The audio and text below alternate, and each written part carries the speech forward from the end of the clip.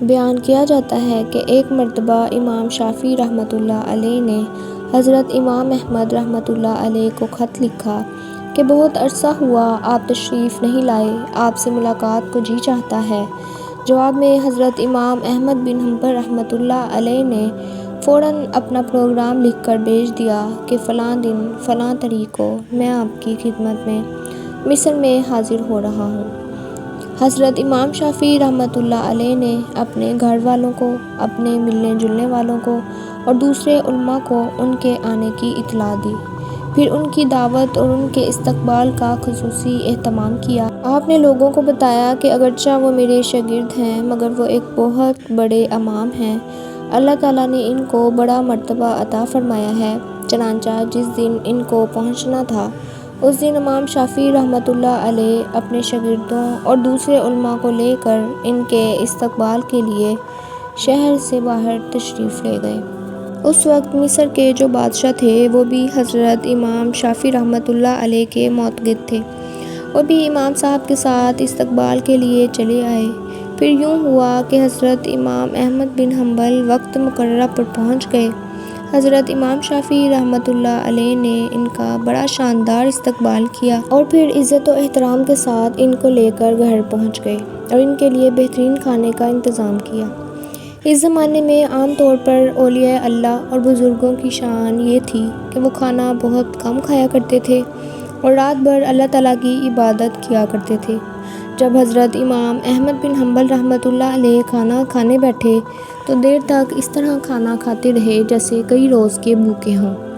باقی لوگ کھانا کھا کر اٹھ گئے مگر وہ کھاتے رہے۔ لوگ بہت حیران ہوئے کہ حضرت امام شافعی رحمۃ اللہ علیہ نے تو ان کی تعریف کی تھی کہ یہ بڑے اللہ والے اور بزرگ انسان ہیں، مگر یہ تو خوب پیٹ بھر کر کھانا کھا رہے ہیں۔ لوگوں میں اور گھر والوں میں ان کے بارے میں چہم گوئیاں ہونے لگیں لیکن کوئی کچھ نہ بولا۔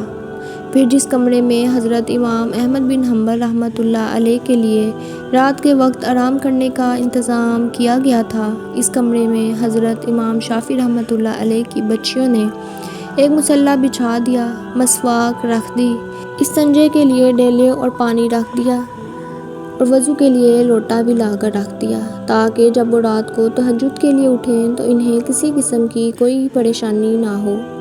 اور اس زمانے میں رات کو تہجد کے لیے اٹھنا ایک عام معمول تھا۔ اللہ تعالیٰ بچائے کہ آج ہمارے زمانے میں یہ افسوسناک ماحول ہو گیا ہے کہ صبح 8 بجے اور 9 بجے اٹھنا ہمارا عام معمول بن چکا ہے، اور کئی لوگ تو اس سے بھی تاخیر سے اٹھتے ہیں۔ اور جو علماء اور صالح لوگ تھے وہ تو رات بھر عبادت کیا کرتے تھے۔ اللہ تعالیٰ ہم سب کو بھی تہجد پڑھنے کی توفیق عطا فرمائے، آمین۔ بہرحال حضرت امام احمد بن حنبل رحمۃ اللہ علیہ نے رات کو اس کمرے میں آرام کیا اور صبح اٹھ کر فجر کی نماز پڑھنے چلے گئے۔ جیسے ہی وہ نماز کے لیے نکلے تو حضرت امام شافعی رحمۃ اللہ علیہ کی بچیاں اس کمرے میں آ گئیں تو وہاں دیکھتی ہیں کہ پانی کا لوٹا ویسے کا ویسا پانی سے بھرا ہوا ہے، نہ مسواک استعمال ہوئی ہے، نہ ڈھیلے استعمال ہوئے اور نہ وضو کے لیے پانی استعمال ہوا۔ سب کچھ جیسا تھا ویسا کا ویسا ہی رکھا تھا۔ اب ان کے دل میں یہ شبہ ہوا کہ شاید رات کو چونکہ زیادہ کھا لیا تھا اس لیے تہجد کے لیے آنکھ نہیں کھلی ہوگی۔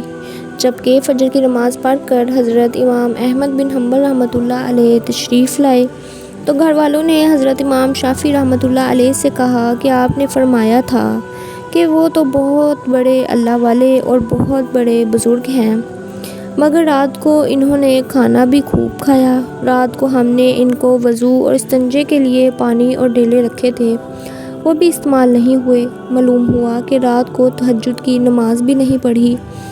اب حضرت امام شافعی رحمۃ اللہ علیہ کو بھی تشویش ہوئی، لہٰذا انہوں نے حضرت امام احمد بن حنبل رحمۃ اللہ علیہ کو بلایا اور تنہائی میں لے جا کر ان سے پوچھا کہ اس طرح کی باتیں سننے میں آ رہی ہیں کہ آپ نے کھانا بھی غیر معمولی طور پر کچھ زیادہ کھا لیا، اور جس کمرے میں آپ کے لیے سونے کا انتظام کیا گیا تھا اس کمرے میں آخری شب میں استعمال کے لیے جو چیزیں رکھی گئی تھیں وہ بھی استعمال میں نہیں آئیں۔ کیا بات ہوئی؟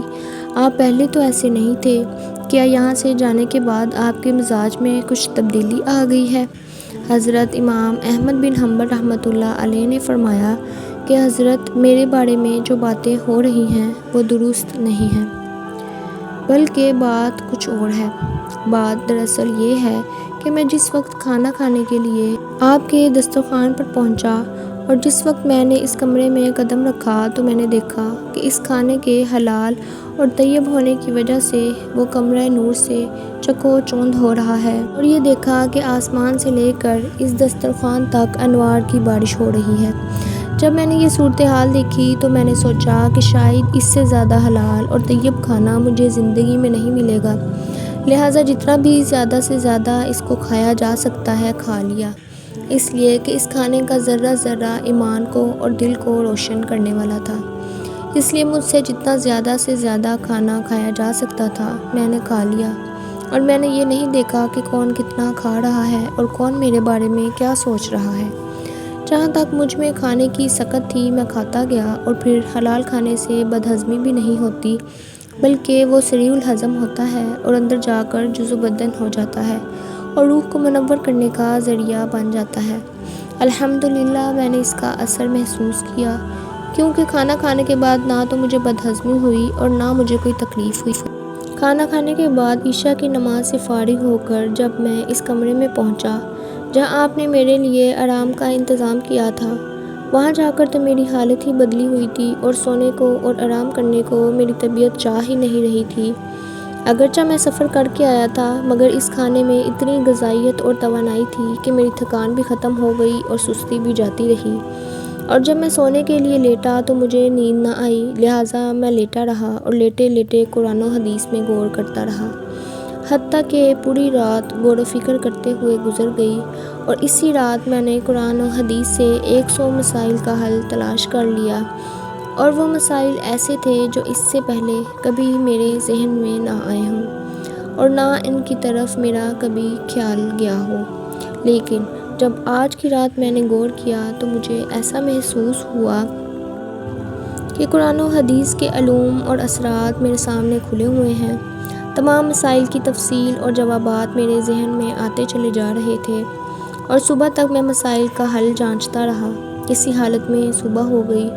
یہ سب آپ کے کھانے کا اثر تھا جو رات بھر میں نے محسوس کیا، اسی لیے تہجد کے وقت نہ تو لوٹا استعمال کرنے کی ضرورت پیش آئی اور نہ مسواک کرنے کی ضرورت پیش آئی، اور وہی عشاء کا وضو میرے لیے فجر میں کام آیا۔